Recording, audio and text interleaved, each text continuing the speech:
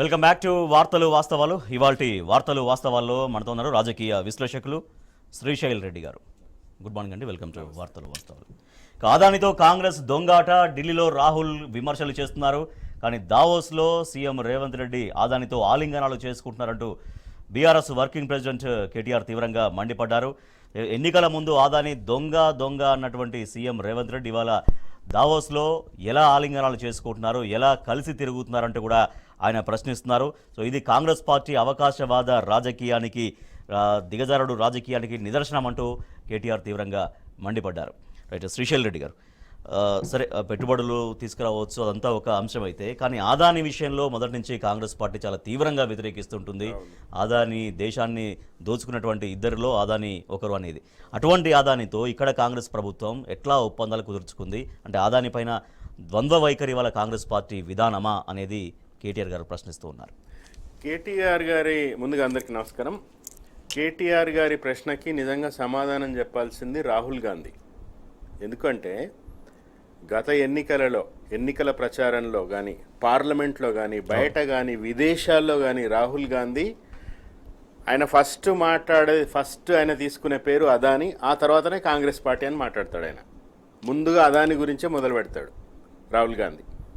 మీరు చూడండి, గత 2 సంవత్సరాలుగా రాహుల్ గాంధీ మాట్లాడిన ఏ స్పీచ్ అయినా తీయండి, నారాయణ నారాయణ అని నారదుడు అన్నట్టు ఫస్ట్ అదాని పేరే వస్తుంది రాహుల్ గాంధీకి. అంతగా అదానిని విమర్శించిండు రాహుల్ గాంధీ. 13 లక్షల కోట్ల రూపాయలు ఈ దేశ ప్రజల సంపద దోచిండు అదాని అనేది రాహుల్ గాంధీ గారు అన్నారు. అదే మాట రేవంత్ రెడ్డి కూడా ఎన్నికలకి ముందు చాలా సభలలో చాలా చోట్ల మాట్లాడిండు.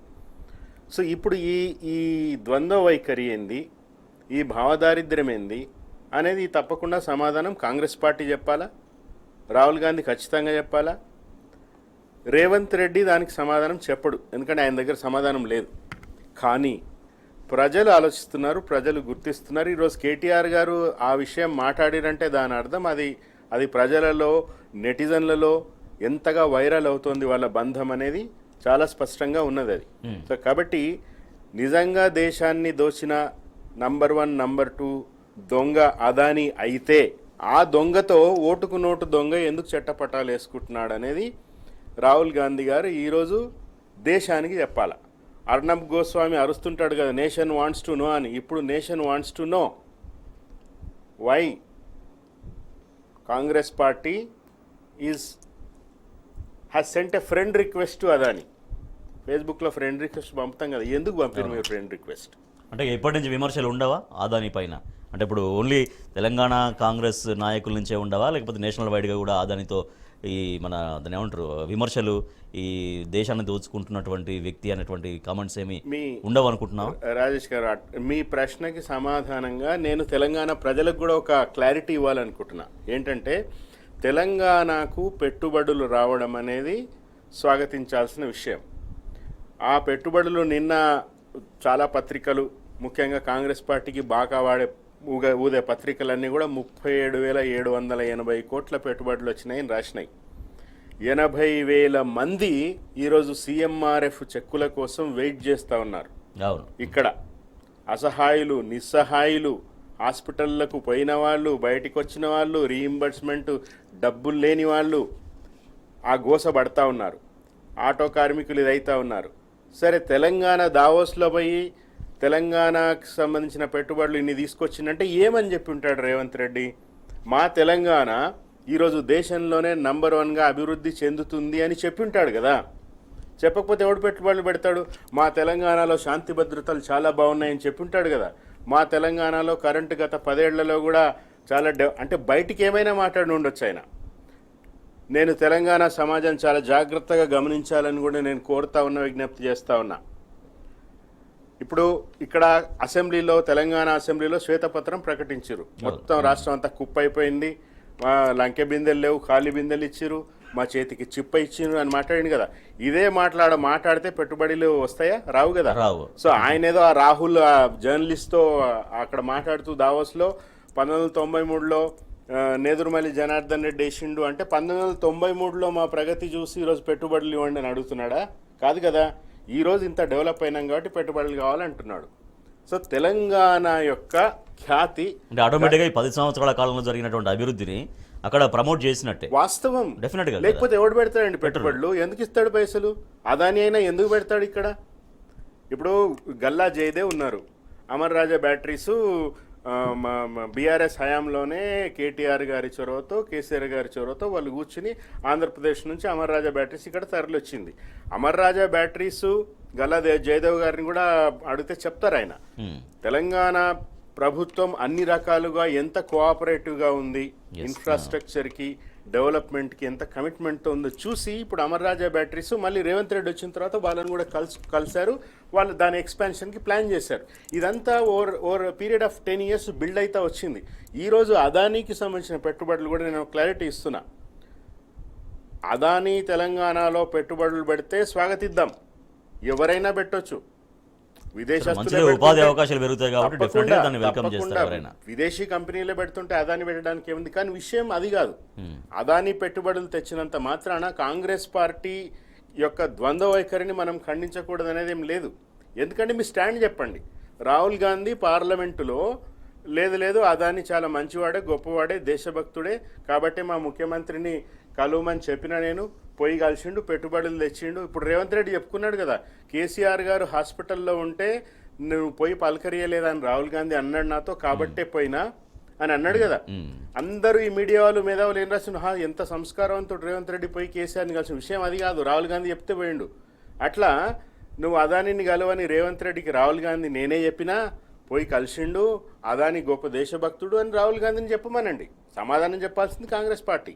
సో కానీ ఖచ్చితంగా సమాజం సమాధానం ఎక్స్పెక్ట్ చేస్తూ ఉన్నది.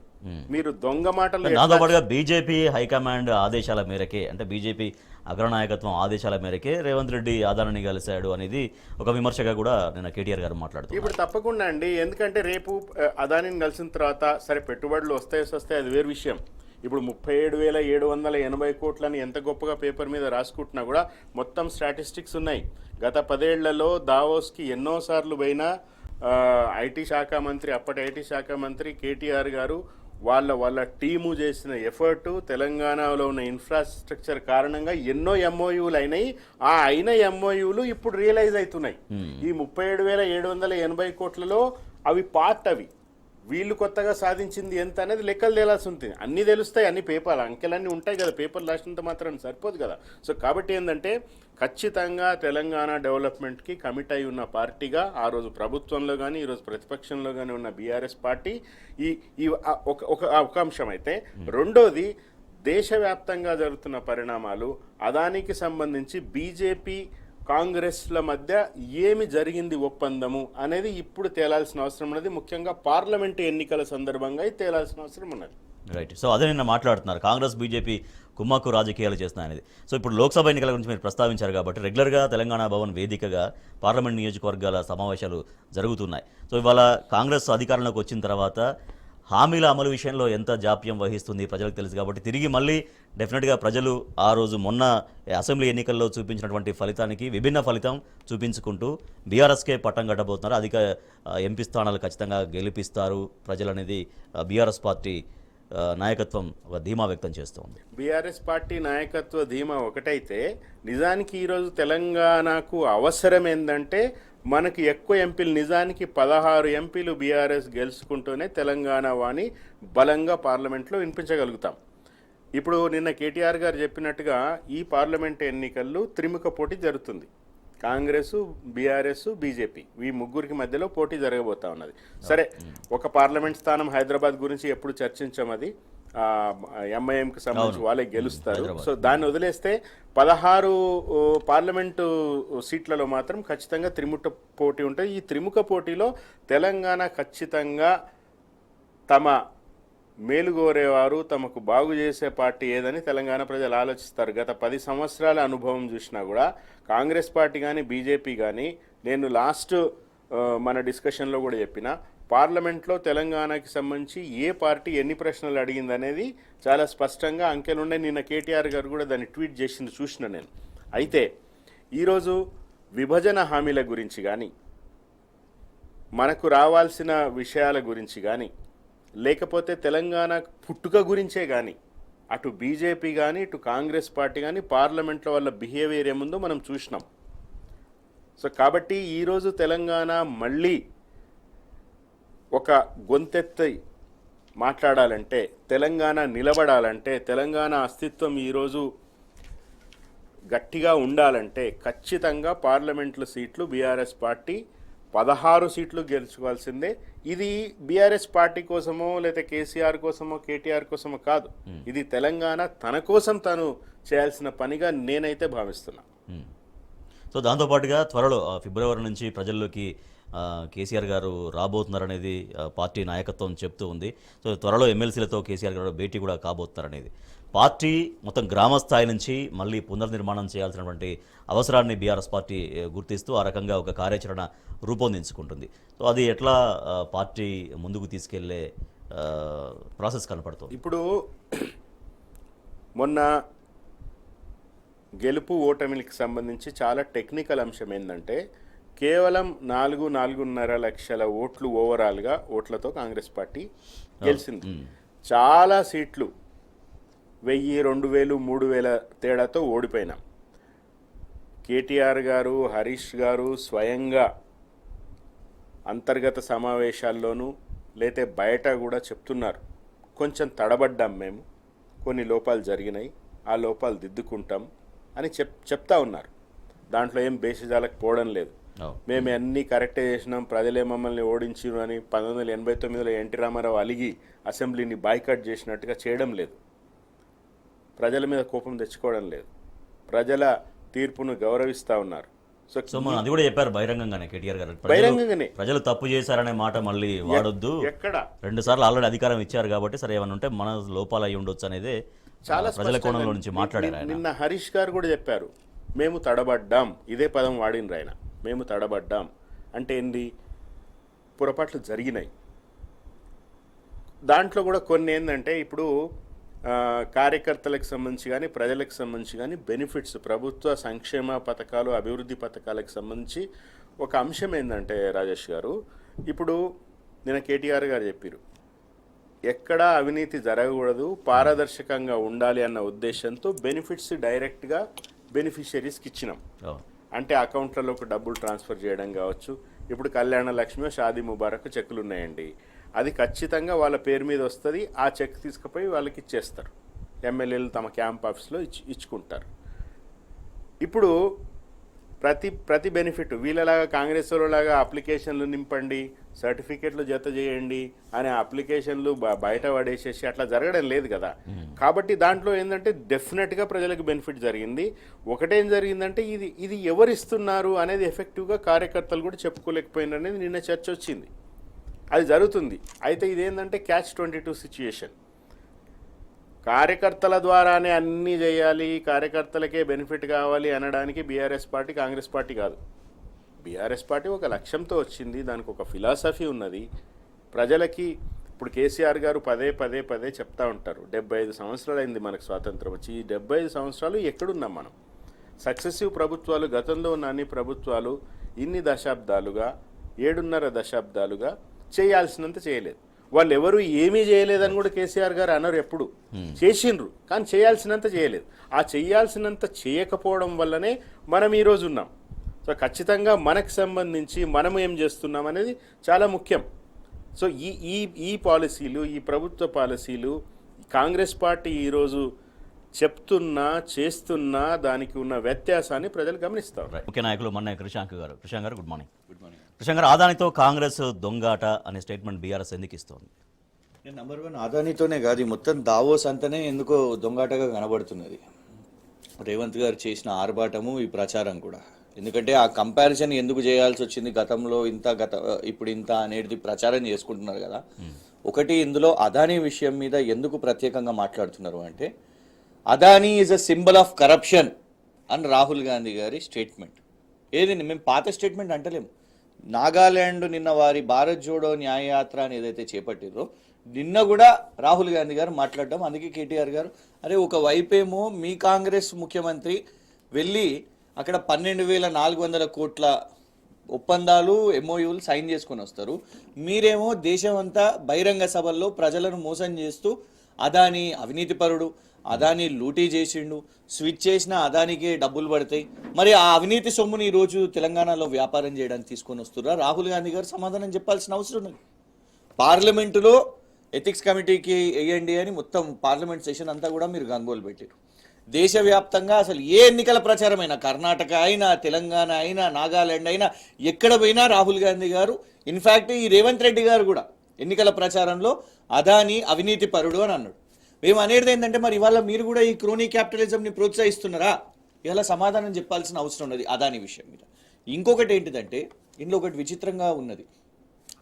జేఎస్డబ్ల్యూ జిందాల్ స్టీల్ది 2022లోనే ఆల్రెడీ తెలంగాణ ప్రభుత్వం, తెలంగాణ అధికారులు వెళ్ళి ఒప్పందం చేసుకోవడం జరిగింది. ఒప్పందం చేసుకున్న దాన్నే మళ్ళీ ఇవాళ ప్రకటించడం ఏంటిది? నంబర్ 1.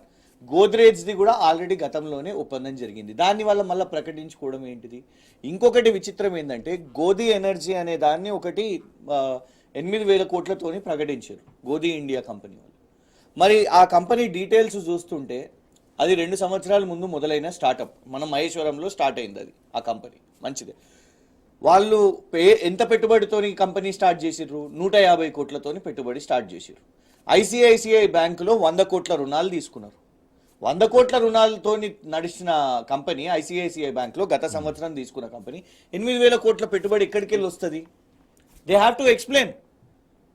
150 కోట్ల కంపెనీతోని 2 సంవత్సరాల ముందు స్టార్ట్ చేసి అందులో 100 కోట్లు ఐసిఐసిఐ బ్యాంక్ దగ్గర రుణం తీసుకొని, అది చాలా క్లియర్ గా కనబడుతుంది ఆ బ్యాంక్ బారోయింగ్ ఛార్జ్. 8,000 కోట్ల ప్రకటన ఎట్లొస్తుంది అది? ఎందుకంటే మహేశ్వరంలో ఉన్న కంపెనీ వెళ్ళి డావోస్ లో ప్రకటన చేసిరు.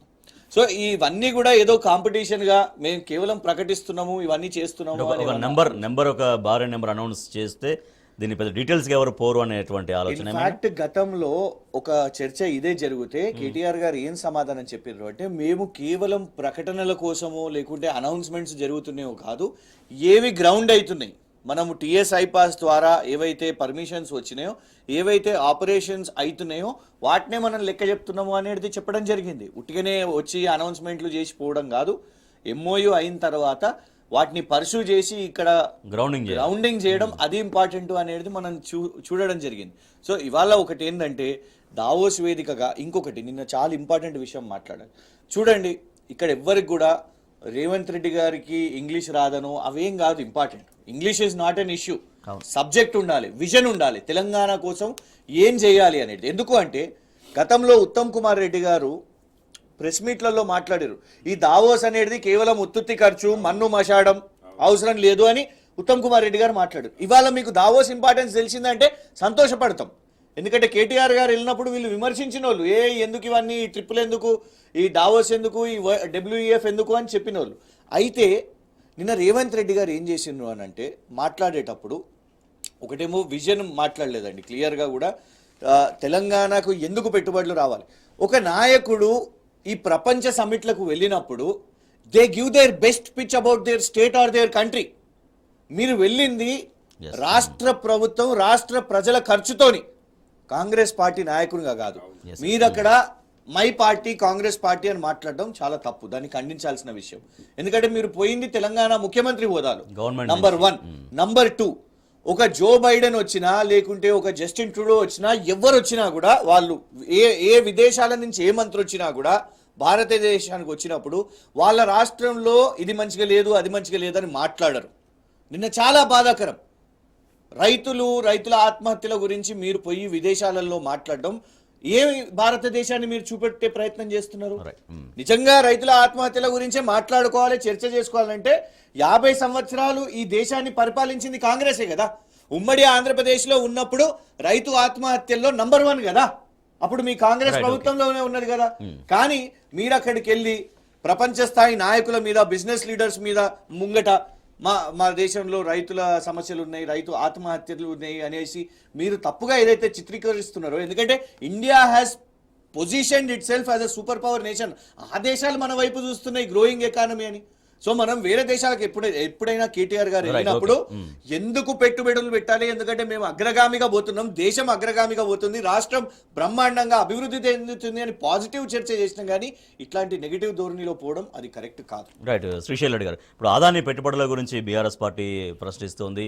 అంటే కాంగ్రెస్ పార్టీ స్పష్టత ఇవ్వాలంటే పెట్టుబడులను ఏం వ్యతిరేకించట్లేదు, కానీ వాళ్ళ కాంగ్రెస్ పార్టీ అదే బీఆర్ఎస్ పార్టీ అడగదా, మేము తీసుకొచ్చే పెట్టుబడుల్ని వాళ్ళ బీఆర్ఎస్ పార్టీ వ్యతిరేకిస్తుందా, పెట్టుబడులు రావడం ఇష్టం లేదా అనే ప్రశ్నలు కాంగ్రెస్ పార్టీ నుంచి బీఆర్ఎస్కి రావా?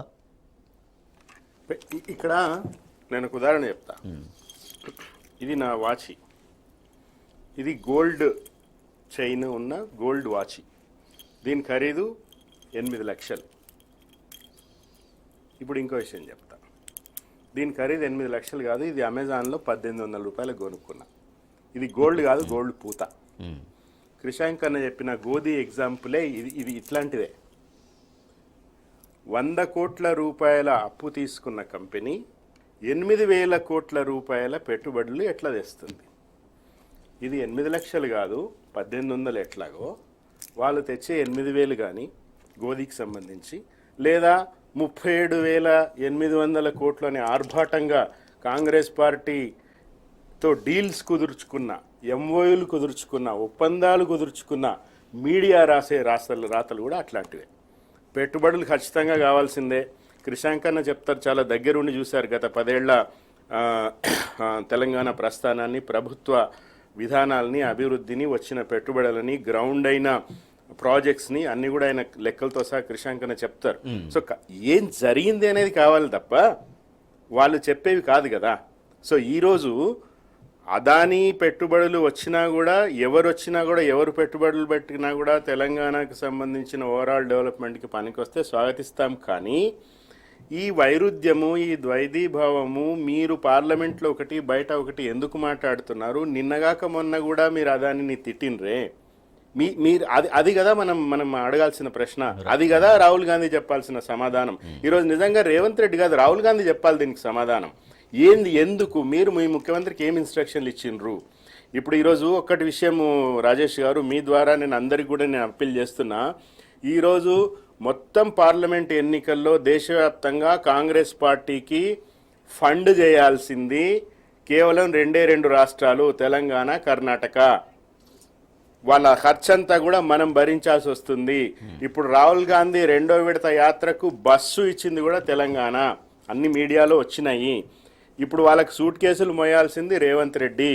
ఆయనకు ఆల్రెడీ సూట్ కేసులు మోసిన అనుభవం ఉన్నది కాబట్టి, వాళ్ళ మీద ఇప్పుడు ఆ ప్రెజర్ ఉన్నది కాబట్టి, ఏం చేసినా 600 ఏమైనా నువ్వేమన్నా చేసుకోరవై, మాకు మాత్రం ఇంత కప్పం కట్టాల్సిందే అనేది రాహుల్ గాంధీ గారు ఇచ్చిన ఇన్స్ట్రక్షన్ రేవంత్ రెడ్డికి. తర్వాత ఒక కాంప్లిమెంటింగ్ పాయింట్ క్రిషాంక్ అన్న చెప్పిన దానికి, ఈరోజు రేవంత్ రెడ్డి గారు విదేశీ వేదికల మీద భారతదేశము, తెలంగాణ పరువు తీసే విధంగా మీడియాతో మాట్లాడుతున్నాడు. రాహుల్ గాంధీకి కూడా రికార్డు ఉన్నది. లండన్లో పార్లమెంటును ఉద్దేశిస్తూ ఆయన భారతదేశాన్ని నెగిటివ్గా మాట్లాడిన నాయకుడు రాహుల్ గాంధీ. మోదీని మన గడ్డ మీద తిట్టడం వేరు, లండన్లో పార్లమెంట్లో ఎవడైతే 200 సంవత్సరాలు మనని పాలించిండో వాడి ముందు నగుబాటు కావడం వేరు. ఈరోజు రేవంత్ రెడ్డి చేస్తున్నది కూడా అదే.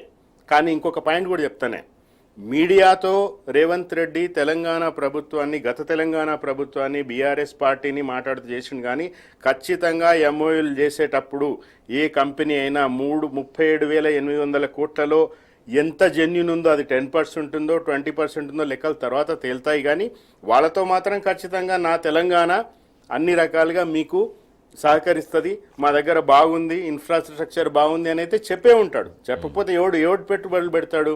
సో కాబట్టి ఆయన రహస్యంగానో నర్మగర్భంగానో తెలంగాణకు సంబంధించిన అభివృద్ధి రేవంత్ రెడ్డికి తెలుసు, ఖచ్చితంగా మాట్లాడి ఉంటాడు. కానీ ఏదైతే మీడియాతో మాట్లాడిండో, నేను ఒరిజినల్, ఆయన డూప్లికేట్, అది చాలా చీప్ మెంటాలిటీ. దాన్ని ఎవరు హర్షించరు.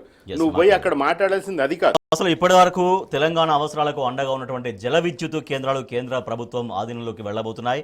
శ్రీశైలం, నాగార్జున సాగర్తో పాటు Nagarjuna Sagar left canal power house కూడా కృష్ణా బోర్డు యాజమాయిషీకి చేరబోతున్నాయి. సో దీంతో తెలంగాణ జల విద్యుత్తుగా కేఆర్ఎంబి గండం పొంచి ఉందనే ఆందోళన వ్యక్తమవుతుంది. ఏటా 5,000 మిలియన్ యూనిట్ల జల విద్యుత్తును దీంతో రాష్ట్రం కోల్పోబోతోంది. కృషాంక్ గారు, ఈ నిర్ణయం అనేది ఎంత ఎఫెక్ట్ చూపించబోతోంది జల విద్యుత్తు పైన? మనం కొట్లాడిందే వీటి కోసం కదండి. మన నీళ్లు నిధులు నియామకాల్లో నీళ్లు కానివ్వండి, నీళ్లు చుట్టూన్న విద్యుత్ కానివ్వండి, గతంలో మనకు శాపాలే పెట్టారు కదా, తెలంగాణ రాష్ట్రం వస్తే అంధకారంగా ఉంటుంది అని చెప్పిండ్రు. మనం దాని తర్వాత కేసీఆర్ గారి నాయకత్వంలో కొత్త విద్యుత్ పాలసీ తీసుకొని వచ్చి కూడా ఇవన్నిటిని మన ఆస్తులను కాపాడుకోవడానికి ఇటు పక్కనున్న రాష్ట్రంతో పాటు సుప్రీంకోర్టులో పోరాటం చేయడము, ట్రైబ్యునల్స్లో పోరాటం చేయడము, ఎప్పటికప్పుడు కేంద్ర ప్రభుత్వాన్ని అటు పార్లమెంట్ సమావేశాలు జరిగినప్పుడు పార్లమెంట్లో మాట్లాడడం కానివ్వండి, ప్రత్యేకంగా కేసీఆర్ గారు ఎన్నోసార్లు కూడా మరి ప్రధాని నరేంద్ర మోదీ గారినైనా లేకపోతే ఇతర మంత్రులనైనా ఒక బృందం వేసుకొని పోయి ఎన్నోసార్లు కూడా కలవడం జరిగింది. వీటి మీద అంటే ఒకటి కేంద్ర ప్రభుత్వము ఇటు విభజన చట్టంలో ఉన్న హామీల విషయం మీద ఇరు రాష్ట్రాలకు ఇటు ఆంధ్రప్రదేశ్ తెలంగాణకు నీటి వాటాలైనా ఇటు విద్యుత్ అయినా ఇవన్నిటి మీద తాత్సారమే చేసిరు, కానీ ఇక్కడ కూడా ఒక ఫైనల్ డిసిషన్కి అగ్రిమెంట్కి రాలేదు. అయితే ఇప్పుడున్న సమస్య ఏంటంటే మొన్నటి వరకు రాష్ట్ర ప్రభుత్వంగా మనకు కేసీఆర్ గారి ప్రభుత్వం ఉన్నది కాబట్టి ఒక శ్రీరామ రక్షగా ఇవన్నిటి విషయం మీద మనము పోరాటం చేసినాం. ఇవాళ మనకు రాష్ట్ర ప్రభుత్వం లేదు, వీళ్ళు పోరాటం చేస్తారా అని అంటే మొన్న ఉదాహరణకు మనం చూసినాం. మొన్న చాలా పెద్ద ఉదాహరణ వచ్చింది.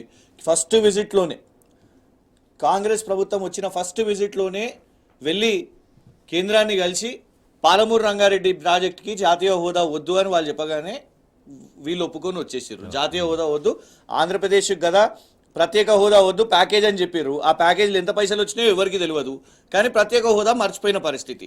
ఇవాళ వీళ్ళు కూడా చేసిన పరిస్థితి అదే. సో ఇక్కడ పోరాటం చేసేటట్టు అయితే లేదు. దీన్ని ఉదాహరణగానే మన తెలంగాణ ప్రజలు గమనించాల్సిన అవసరం ఉండదు. రేపు రానున్న లోక్సభ ఎన్నికల్లో ప్రజలు ఒకవేళ ఆ రెండు జాతీయ పార్టీలే కాంగ్రెస్ బీజేపీ అని అంటే రేపు ఏమైతే తెలుసా, పార్లమెంట్లో కేవలం చర్చ పెగాసిస్ అంటే పెగాసిసే ఉంటుంది. అధీర్ రంజన్ చౌదరి గారని లోక్సభ నేత ఉన్నారు, Congress party Lok Sabha floor leader. ఆయన ఒకసారి ఉండి పార్లమెంట్ సెషన్ ఏమన్నాడు అంటే రాష్ట్రపతి కాదు రాష్ట్రపత్ని అని అన్నాడు. మొత్తం సెషన్ అంతా ఇక అదే. ఇక భారతీయ జనతా పార్టీలోకి దొరికింది మోకాన్ని. నేను ఎందుకు ఇది చెప్తున్నా అంటే తెలంగాణ వాయిస్ పార్లమెంట్లో ఉండాల్సిన అవసరం ఉన్నది. ఇటు కేఆర్ఎంబి లాంటి ఇష్యూలు కానివ్వండి, నీటి వాటాలు కానివ్వండి, విభజన చట్టంలో ఉన్న హామీలు కానివ్వండి, ఇట్లా ప్రతి ఒక్కటి అక్కడ గలమెత్తాలంటే ఖచ్చితంగా కేసీఆర్ గారి టీం ఉండాల్సిన అవసరం ఉన్నది, ఆ వాయిస్ ఉండాల్సిన అవసరం. రైట్. శ్రీశైల్ రెడ్డి గారు, గత 9 సంవత్సరాల కాలంలో అనేక సందర్భాల్లో ఈ విషయం పైన ప్రెజర్ తీసుకొచ్చారు. కేఆర్ఎంబి కావచ్చు, తర్వాత కేంద్ర ప్రభుత్వం కావచ్చు. అయినప్పటికీ కూడా రాష్ట్ర ప్రాజెక్టుల్ని కాపాడుకుంటూ బీఆర్ఎస్ సర్కారు కొనసాగించింది. కానీ ఇవాళ అదే పట్టును కొనసాగించకుండా కేఆర్ఎంబికి సరెండర్ కావడం జల విద్యుత్తుకు ఎంత ఎఫెక్ట్ చూపించే అవకాశం కనిపిస్తోంది? ఇప్పుడు లెక్కలు ఇవన్నీ కూడా పబ్లిక్ డొమైన్లో ఉన్నాయి. ఈ ప్రాజెక్టులకు సంబంధించి కేఆర్ఎంబి గురించి ఇంతకుముందు కృషాంక్ అన్న చెప్పిండు. అయితే ఒకటేందంటే కేసీఆర్ గారు పదే చెప్పే మాట, ప్రతి ఎకరానికి కడుపు నిండా నీళ్లు దొరకాలి, ప్రతి మనిషికి కడుపు నిండా తిండి ఉండాలి అనేది ఆయన చెప్తారు. అది బేసికలీ కేసీఆర్ ఫిలాసఫీ. మిగిలిన దాని చుట్టూ ఎన్నైనా అల్లుకోవచ్చు, కానీ కోర్ ఏందంటే ఆయనది ప్రతి ఎకరానికి నీళ్ళు అందాలి, ప్రతి కడుపు నిండాలి. ఈవెన్ భూమి విషయంలో కూడా కేసీఆర్ గారు ఎకరానికి కడుపు నిండా నీళ్ళు అందాలి అంటారు. ఆయన మీకు గుర్తుంటే ప్రతిపక్షాలు మేధావులు చాలామంది విమర్శలు చేసిరు, కానీ ఆయన అప్పట్లోనే రాయలసీమ కూడా మనలాగా ఎండిపోతున్నది, రాయలసీమ కూడా మిగులు జలాలు మనం ఇద్దామని అన్నారు. ఆయన అందరూ బాగుండాలని ఆయన కోరుకుంటారు. ఇప్పుడు ఏదైతే అమృతకాలం అంటున్నారో 75 సంవత్సరాల స్వాతంత్ర సమయాన్ని, గతంలో ఎన్నోసార్లు నీళ్ల గురించి యుద్ధాలు జరిగినాయి, గొడవలు జరిగినాయి, కొట్టుకున్నారు, తన్నుకున్నారు. మహారాష్ట్రకి తెలంగాణకి, కర్ణాటకకి తెలంగాణకి ఎన్నో సందర్భాల్లో గొడవలు జరిగినాయి. కేసీఆర్ గారు వచ్చిన తర్వాత ఫడ్నవీస్తో కూర్చుని ఆ సమస్య సాల్వ్ చేసిండ్రు. ఆయన నీళ్లకు సంబంధించి ఖచ్చితంగా ఆయన గత 10 సంవత్సరాలు ఎట్లాంటి ఇబ్బంది తెలంగాణకు జరగకుండా చూసిరు. ఆయనకు వీలైతే పక్క వాళ్ళకు కూడా కడుపు నిండాలనే చూసిండ్రు. ఈరోజు అది వీళ్ళకి లేదు. నిన్న హరీష్ రావు గారు గజ్వేల్లో ఒక స్టేట్మెంట్ ఇచ్చారు, యాసంగి సాగు విస్తీర్ణం తగ్గుతున్నది. ఎందుకు తగ్గుతున్నదంటే కరెంటు నీళ్లు ఇవ్వరని రైతులు భయపడుతున్నారు అని. ఇది వాస్తవం. ఇది కరెంట్ ఇంతకుముందు కృషాంక్ అనే చెప్పిండు, తెలంగాణ వస్తే రాష్ట్రం అంధకారం అవుతుంది అని వాళ్ళు అన్నారు ఆ రోజు. అది ఈరోజు వాళ్ళు నిజం చేయాలనుకుంటున్నారు. నిన్న షర్మిల ఒక మాట అన్నారు, వైఎస్ఆర్టీపీ ఉంది లేదు అని అనుకోవద్దు, అది కాంగ్రెస్లో ఉంది అని అన్నారు. మీరు జాగ్రత్తగా వినాలా, తెలంగాణ ప్రజలు కూడా వినాలా. షర్మిల మాట ఏంటంటే వైఎస్ఆర్టీపీ ఉన్నది, కాంగ్రెస్ పార్టీలో ఉన్నది. రేవంత్ రెడ్డిని ఎవరు నడిపిస్తున్నారు ఈరోజు? చంద్రబాబు నాయుడు నడిపిస్తున్నాడు. ఈ ప్రభుత్వం కంటిన్యూ అయిన తర్వాత రేపు అక్కడ ఒకవేళ అంటే మనకి పక్క రాష్ట్ర రాజకీయాలు మనకు అవసరం లేదని జనరల్గా అంటుంటాం, కానీ ఖచ్చితంగా సరిహద్దు వివాదాలకు కానీ నీళ్లకు సంబంధించిన అంశాల్లో కానీ ఖచ్చితంగా పక్క రాష్ట్రాల్లో ఏం జరుగుతున్నది మనం చూసుకుంటాం. సో రేపు కనుక ఒకవేళ అక్కడ తెలుగుదేశం పార్టీ వస్తే వాళ్ళకి వీళ్ళకి ఉండే బంధము, తెలుగుదేశం పార్టీ కానీ కాంగ్రెస్ పార్టీ కానీ, ఇప్పుడు వైఎస్ఆర్టీపీ కూడా కాంగ్రెస్లో ఉందంటే దాని అర్థమైంది, వీసాలు తీసుకుని తెలంగాణకు పోవాలన్న పార్టీ, పార్లమెంట్లో ప్లకార్డులు పట్టుకుని తెలంగాణ వద్దన్న పార్టీ, ఈరోజు తెలంగాణకి అడ్డుపడిన పార్టీ, తెలంగాణ మీద శాపనార్థాలు పెడుతున్న పార్టీ, వాళ్ళందరూ కలిసి ఈరోజు కాంగ్రెస్ పార్టీలో ఉన్నారు. నీళ్లు నిధులు నియామకాలు కాదు, భవిష్యత్తు మీద ఆశ కలలు కూడా చంపేస్తుంది కాంగ్రెస్ ప్రభుత్వం, ముఖ్యంగా రేవంత్ రెడ్డి నేతృత్వంలోని కాంగ్రెస్ ప్రభుత్వం. ఇందులో సందేహమే లేదు. సో కాబట్టి ఏవైతే పరిణామాలు జరుగుతున్నాయో విద్యుత్ ప్రాజెక్టులకు సంబంధించి ఇది అలవోకగా జరుగుతున్నవి కావు, ఇది ఒక డిజైన్ ప్రకారం జరుగుతూ ఉన్నాయి. దీన్ని తెలంగాణ సమాజం గమనించాలి. పార్లమెంట్లో కొట్లాడే వాయిస్గా బీఆర్ఎస్ పార్టీని 16 మంది ఎంపీల్ని పంపిస్తేనే ఇట్లాంటి సమస్యలకు పరిష్కారం అవుతాయి, లేకపోతే టైంపాస్ చర్చలు పార్లమెంట్లో జరుగుతాయి. క్రిషాంక్ అనే చెప్పినట్టు. రైట్ క్రిషాంక్ గారు, జల విద్యుత్తో సహా ఏ విద్యుత్ అయినా కూడా కాపాడుకోవాల్సినటువంటి అవసరం ఇవాళ కాంగ్రెస్ ప్రభుత్వానికి ఉండాల్సిన ఖచ్చితంగా ఉంటుంది. ఎందుకంటే ప్రజలకు కరెంట్ అనేది కంటిన్యూగా ఇవ్వాలి కాబట్టి. ఇటువంటి గండాలకి వెళ్లకుండా గత ప్రభుత్వం ఎట్లా ఫైట్ చేసిందో ఇవాళ అదే ఫైట్ని ఎట్లా కొనసాగించాల్సిన అవసరం ఉంది. అటువంటి ఫైట్ చేసే ఆలోచనలో ఇటువంటి ప్రాజెక్టుల్ని కాపాడుకోవడంలో కాంగ్రెస్ ప్రభుత్వం ముందుకు వెళ్తుంది అని ఆశించవచ్చా? మీరు ఏ కాంగ్రెస్ ప్రభుత్వం గురించి అడుగుతున్నారు? కర్ణాటక కాంగ్రెస్ మన కాంగ్రెస్ ప్రభుత్వం అట్లా కాదు. ఈ కాంగ్రెస్ మన రాష్ట్ర ప్రభుత్వం గురించి ఈ కాంగ్రెస్ ప్రభుత్వానికి కర్ణాటకలో ఉన్న విద్యుత్ కోతల ఇబ్బందుల విషయం మీదనే ఎక్కువ స్కెచ్ ఉన్నది, కాన్స్పిరసీ. ఎందుకంటే అక్కడ కేవలం 3 గంటలు ఇస్తున్నారు, 5 గంటలే ఇస్తున్నారు, వాళ్ళకు విద్యుత్ కావాలి. అడిగింది వాస్తవమే కదా, తెలంగాణ నుంచి విద్యుత్ కొనుగోలు చేయాలి అనే వాళ్ళు ఒక ప్రయత్నం చేశారు. నంబర్ 1. అసలు ఇదంతా ఎందుకండి చర్చ? సింప్లిఫైడ్గా ప్రజలకు కూడా అర్థమవుతున్నది ఏంటంటే ఇవాళ ప్రజలు అనుభవిస్తున్నారు.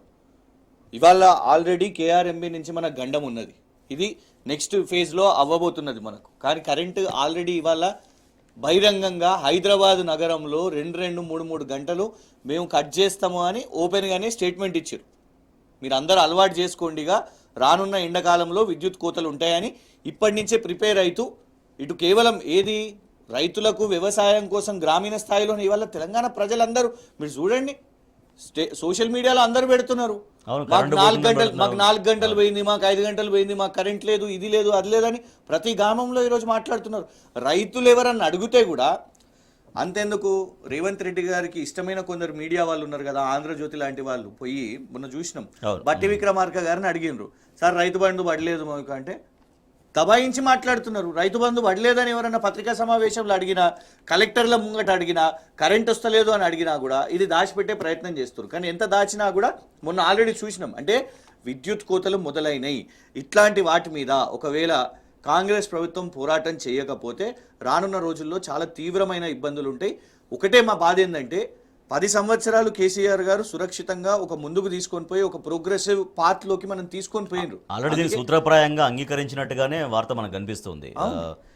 వాటి పరిధిలోకి జల విద్యుత్ కేంద్రాలు వెళ్ళడానికి రాష్ట్ర ప్రభుత్వం సూచనప్రాయంగా ఓకే చెప్పినట్టుగా. అట్లాంటి వీళ్ళు ఒకవేళ సరెండర్ అయ్యి మాట్లాడకుండా పోరాడకుండా వీళ్ళు మొదలు పెడితే మాత్రం చాలా ఇబ్బంది అవుతుంది. ఎందుకంటే నేను అందుకే ఉదాహరణ చెప్పిన, జాతీయ హోదా విషయం మీద చేతులు ఎత్తేసారు. ఇట్లా పోయి ఏమేమి సరెండర్ అవుతారో, నరేంద్ర మోదీ గారి దగ్గర రేవంత్ రెడ్డి గారు ఏమేమి అవుతారో కూడా మనకు తెలియదు. ఆ పోరాటం మొదలు పెట్టాలే. బీఆర్ఎస్ ఖచ్చితంగా కూడా తెలంగాణ అంశాల విషయం మీద ఖచ్చితంగా కేసీఆర్ గారి బృందం పార్లమెంట్లో కానివ్వండి, అసెంబ్లీలో కానివ్వండి, బయట ఎక్కడైనా కానివ్వండి, తెలంగాణ సంస్థల విషయం మీద, తెలంగాణకు రావాల్సిన వాటాల విషయం మీద కేంద్రం ఎలాంటి కొర్రీలు పెట్టినా మాత్రం పోరాటం చేయడానికి సిద్ధంగా ఉన్నది, ప్రభుత్వం పక్షాన్ని నిలబడడానికి సిద్ధంగా ఉన్నది. కానీ ప్రభుత్వం ఫస్ట్ ఇనిషియేటివ్ తీసుకోవాలి. రైట్ శ్రీశైల్ రెడ్డి గారు, సో ఇట్లా అన్ని తెలంగాణకు రావాల్సినటువంటి లేదా ఉన్నటువంటి ప్రయోజనాలని కాపాడుకుంటే సరిపోతుంది. వాళ్ళ కొత్తగా కాంగ్రెస్ ప్రభుత్వం తీసుకురావాల్సినటువంటి పని లేదు. గత 10 సంవత్సరాల కాలంలో ఉన్న వాటిని కాపాడుకుంటే సరిపోతుంది అన్నటువంటి ఒక అభిప్రాయం వ్యక్తమవుతున్న నేపథ్యంలో తెలంగాణ హక్కుల సాధన దిశగా కాంగ్రెస్ ప్రభుత్వం ఏ రకంగా వ్యవహరించాల్సినటువంటి అవసరం ఉంది? ఏముండదండి, కాంగ్రెస్ పార్టీకి ఏమి చెప్పే పరిస్థితిలో లేము. ఎందుకంటే వాళ్ళు వినరు. మొన్న ముఖ్యమంత్రి గారు ముఖ్యమంత్రి అయిన తర్వాత తొలిసారి ప్రధానమంత్రిని కలిసి వచ్చి ఒక స్టేట్మెంట్ ఇచ్చిండు. ఏమిచ్చిండంటే కేసీఆర్ మోదీతో కొట్లాట పంచాయతీ పెట్టుకునేవాడు, అందుకే ఏం పనులు కాలేదు, నేను అట్లా కాదు ఆయనతో సామరస్యంగా ఉంటా అన్నాడు. ఆ సామరస్యం ఏందనేది ఈరోజు దావోస్లో కనపడింది అదానికి సంబంధించి. ఆ సామరస్యం ఏందనేది జాతీయ హోదా వద్దు అని చెప్పి రావడంలో కనపడింది. ఆ సామరస్యం ఏంది అనేది ఈ కేఆర్ఎంబికి సంబంధించి అప్పగించడంలో కనపడుతున్నది. బీజేపీ మీద ఎట్టి పరిస్థితుల్లో, బీజేపీ అంటే not as a party, central గవర్నమెంట్లో ఉన్న పార్టీగా, రాష్ట్రాల ప్రయోజనాలని రక్షించాల్సిన పార్టీగా, రాష్ట్రానికి కావాల్సిన ఇవ్వాల్సిన ఒక ప్రభుత్వంగా వాళ్ళ మీద ఖచ్చితంగా కొట్లాడాలా. కేసీఆర్ గారు ఎంత వెహిమెంట్గా మోదీ విధానాలని అపోజ్ చేసినరో దేశమంతా చూస్తున్నది. ఈరోజు రేవంత్ రెడ్డి వచ్చి నేను కొట్లాడను, సామరస్యంగా ఉంటానంటే ఏం సామరస్యత? లొంగిపోవడం అది. సో ఖచ్చితంగా రేపు కాంగ్రెస్ ప్రభుత్వము అటు పార్లమెంట్లో అంటే జాతీయ కాంగ్రెస్ పార్టీ కానీ లేదా తెలంగాణ కాంగ్రెస్ ప్రభుత్వం కానీ మోదీ విధానాల మీద, బీజేపీ ప్రభుత్వ విధానాల మీద వీరు రాష్ట్ర ప్రయోజనాలని దృష్టిలో పెట్టుకొని కొట్లాడతారు అనేది ఒక భ్రమ రాజేష్ గారు. అది సాధ్యం కాదు. అది ఆ విజను లేదు, ఆ చిత్తశుద్ధి లేదు, వాళ్ళకి ఈ మన్ను లేదు, మశానం లేదు. As simple as that. Right, thank you so much Srishail Reddy గారు, thank you so much Krishank గారు. ఇది వాటి వార్తలు వాస్తవాలు.